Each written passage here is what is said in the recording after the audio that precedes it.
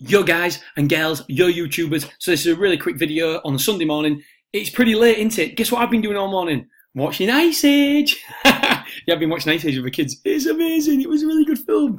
And I don't know why I'm talking so high-pitched. Anyway, right, so really quickly here, what I've done, I've got a couple of minutes before the kids come down stairs. 20 ticks. 5 runs 100% of the time, so that's important, 100% of the time. So I'm saying to the system, show me horses that haven't decreased in price by 20 ticks the last 5 runs all the time. So every single one of these horses hasn't decreased in ticks by more than 20 in the last 5 runs. And I know I keep doing this and showing you a later back.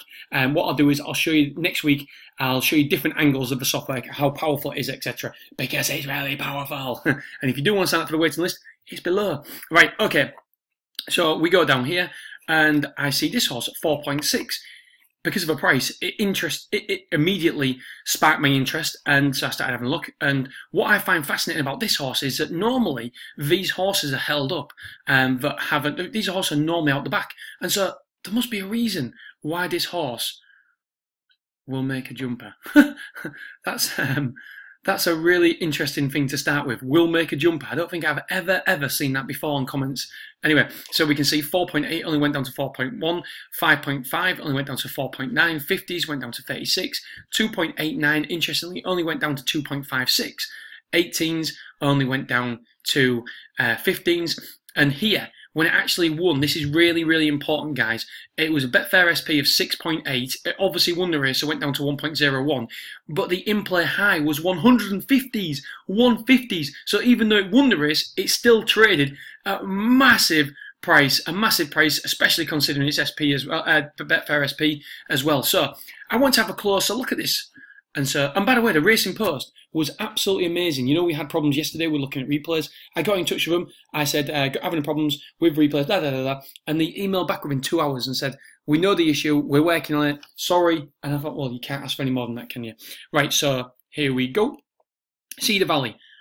Now, this is really interesting because we can get in and out of a race if it behaves like this again. If it doesn't, then we can just get out and just take a small profit or scratch or whatever. Right, so watch this. Hopefully it'll work.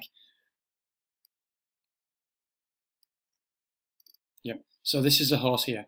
Just watch. They're off. 2 miles and... Straight away. Look at his arms. Straight away. Has to be almost cajoled into it. Now, it's not a bad jumper at all. But look, it's still being cajoled. Still being cajoled.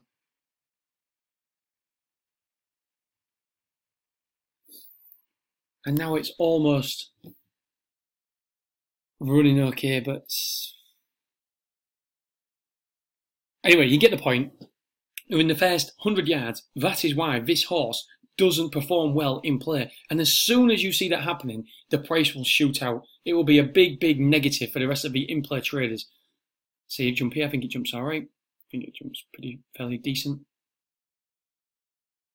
Yeah, it does, yeah. So there's nothing wrong with its jumping. It's just a running style. It comes off the bridle very quickly. It's one of the last ones off the bridle, one of the first ones off the bridle as well. And so that is a perfect later back for us, because we know that this is, again, it's all about edge. And there's a lot to be said about edge. And a lot of people saying, oh, you must have an edge, you must have an edge. An edge can be a range of different things. An edge can be you work harder than anybody else, so you actually know more about the horse than anybody else. That's an edge.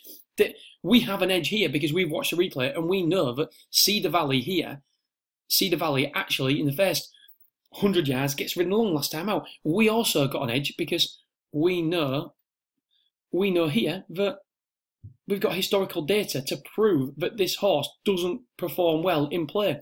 And even when it wins the race, it still goes up to 150. So knowledge is an edge. Software is an edge. Watching the replays is an edge. And so the more edge we get, then the more profitable we're likely to be. Right, this is the first one that I've kept under 5 minutes. I'm going to try and keep them all to 5 minutes from now on. All right, Betting Nation, thank you so much. And by the way, yesterday was amazing. We had 3 out of 3 in-play trades on the podcast. Yay! And then we had 2 out of 2 on YouTube. So happy days. All right, have a wonderful Sunday and we'll speak again soon. Thank you so much. Bye-bye.